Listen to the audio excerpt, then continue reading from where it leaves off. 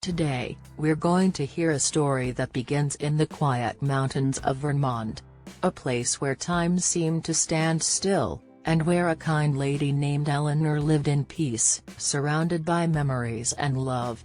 But everything changed when the people she loved the most knocked on her door with fake smiles and a dark plan. What they did to Eleanor was nothing short of cruel. And don't forget to subscribe to our channel. We bring you 3 new and emotional stories every week. Now, let's discover the story of this brave and resilient woman. In the tranquil expanse of the Vermont mountains, where the pristine air caressed the venerable trees and time seemed to decelerate, resided Eleanor Whitman. A woman of advanced years, a retired educator. She was esteemed for her equanimity and her unfailing benevolence. Her abode, an antiquated wooden chalet redolent of pine and steeped in reminiscences, constituted her entire world. For numerous years, she shared it with her husband, and following his demise, the chalet transformed into a sanctuary of solitude for her. It was a dwelling replete with narratives, echoes of bygone laughter, afternoons spent in leisurely reading by the hearth, and a life that, though unadorned, was profoundly meaningful. One day, her only son, Derek, and his wife, Vanessa, came seeking assistance. They claimed to be financially strapped, burdened by an overwhelming accumulation of bills, and in dire need of accommodation. Eleanor, with her capacious heart, opened the doors of her cottage. Initially, they were congenial, employing a soft-spoken demeanor and assisting with minor tasks. However, the character of Eleanor's home soon began to shift. Her belongings started to disappear from their usual places.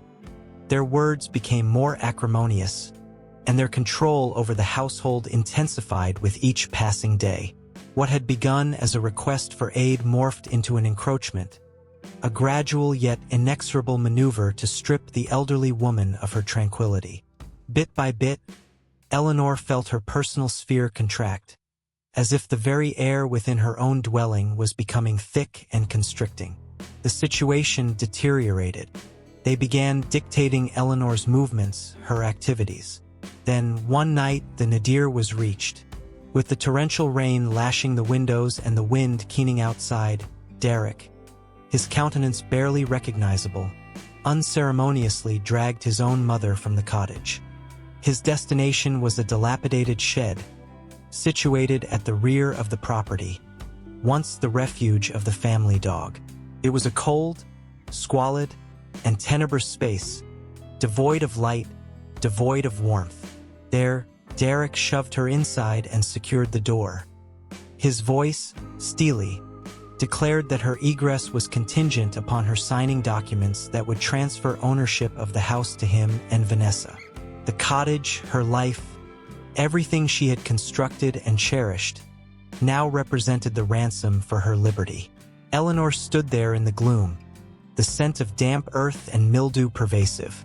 The cold permeated her bones, hunger gnawed at her, and the sting of humiliation cut deeper than the chill.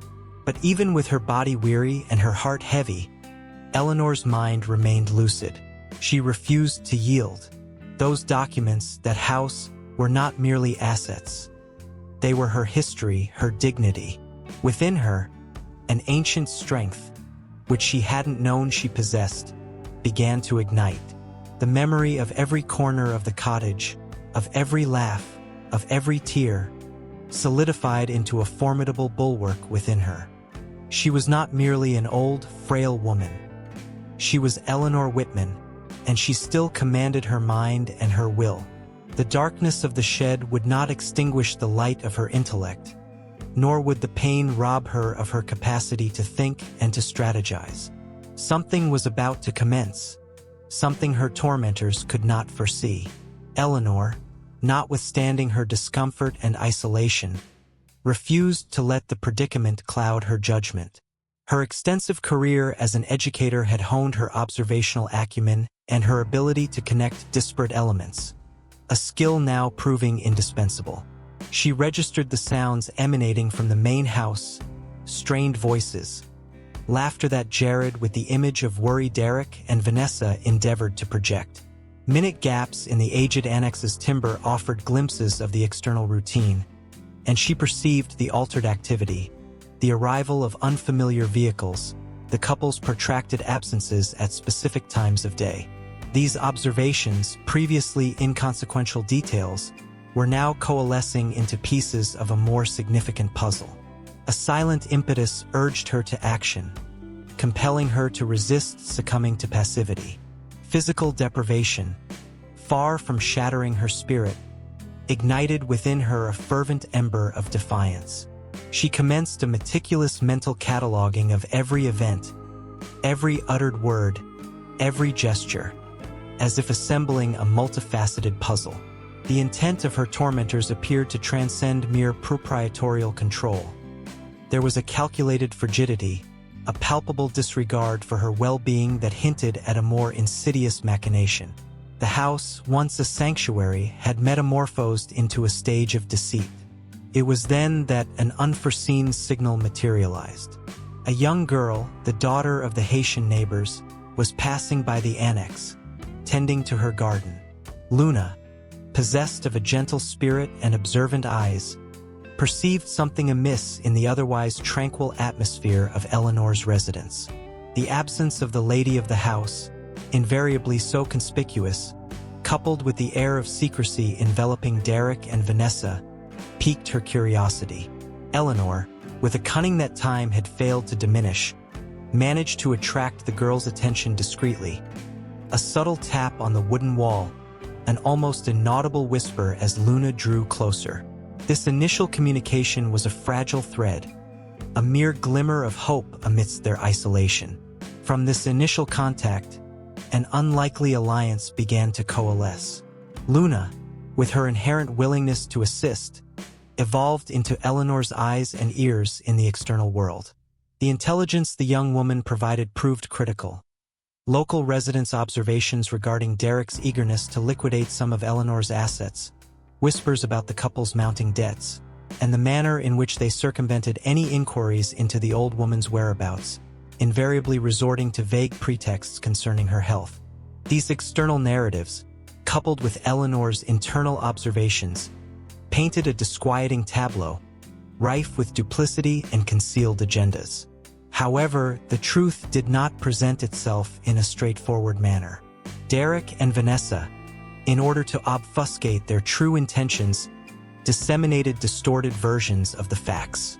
They insinuated that Eleanor was addled, that her mind was no longer sound, attempting to construct a narrative of mental fragility that would justify her seclusion.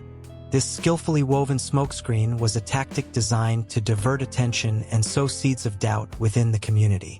Fortunately, Eleanor's perspicacity and Luna's innocence allowed them to see through this charade. The young girl perceived the discrepancy between what the couple stated and the lucidity that Eleanor demonstrated in their brief, yet significant, interactions. This perception of the concealed truth, behind the facade of concern, signaled the commencement of a genuine quest for justice, a journey of unmasking that would demand patience and an ingenious plan. Eleanor, with her mind abuzz with ideas, knew that every detail would be crucial in unraveling the web of lies. As each day elapsed within the confines of the shed, Eleanor's resilience became increasingly unyielding.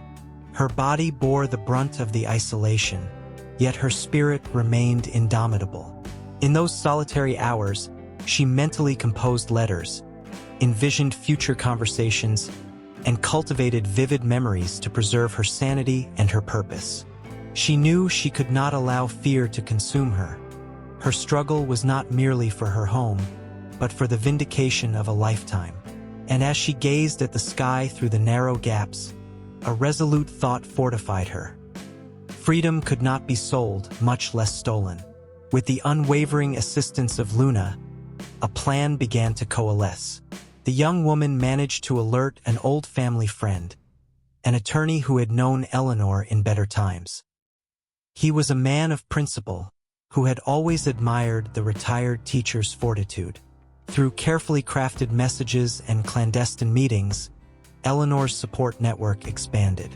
Community friends, former students, and neighbors, all of whom respected her legacy, silently rallied to her aid. It was an invisible yet potent alliance, demonstrating that love and justice still found purchase even in the most hardened hearts. However, Derek and Vanessa perceived that their strategy was under threat. The tension between them escalated, and the tenor of their arguments grew increasingly acrimonious. The fear of losing control spurred them to act with greater violence and haste, employing veiled threats and aggressive gestures that even frightened Luna. But Eleanor, though weakened, maintained her composure and steady gaze.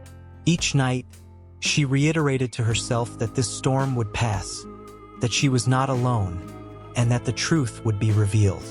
And, above all, that her dignity would not be crushed. On a frigid morning, as snow began to blanket the fallen leaves, a group of individuals knocked on the main house's door. They were neighbors, the attorney, and Luna, armed with documents and a judicial protection order. The chilling silence that hung in the air heralded a decisive moment.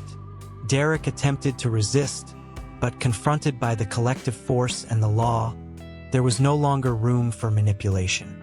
Eleanor, with tears in her eyes, was finally liberated from her makeshift prison.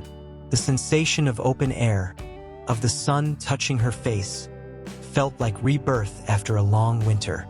Back in the cottage, Eleanor felt each wall welcoming her anew, each piece of furniture recounting the story of her life. It was no longer just her house. It was now a symbol of the fight against injustice, a haven for hope. Derek and Vanessa were held accountable for their actions, and justice, though deliberate, moved steadily towards restoring order and repairing the damage inflicted. The community, which had perhaps once harbored doubts, now rallied in support, with newfound admiration for the woman who had never surrendered. In the days that followed, Eleanor received not only care but also renewed affection and respect. Former students, many now adults, came to visit, bearing tales of gratitude and recollections of the lessons she had imparted, not merely in mathematics or literature, but in courage and humanity. The cottage once again became a stage for laughter and gatherings, and the elderly professor rediscovered, in the warmth of friendship, a fresh reason to persevere. The pain had not vanished, but it had been transmuted into strength and love. With time, Eleanor realized that her story transcended the walls of that cottage. Her example served to inspire others facing abuse and injustice, demonstrating that age does not define the capacity to fight, nor can despair extinguish hope. Her voice, once silent in the shed, became a beacon for many, and she began participating in support groups, lectures, and campaigns for the protection of the elderly and the vulnerable.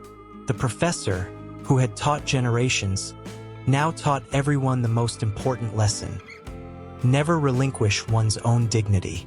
In the serenity of the night, when the Vermont sky filled with stars, Eleanor sat on the cottage porch, wrapped in a blanket, gazing at the horizon.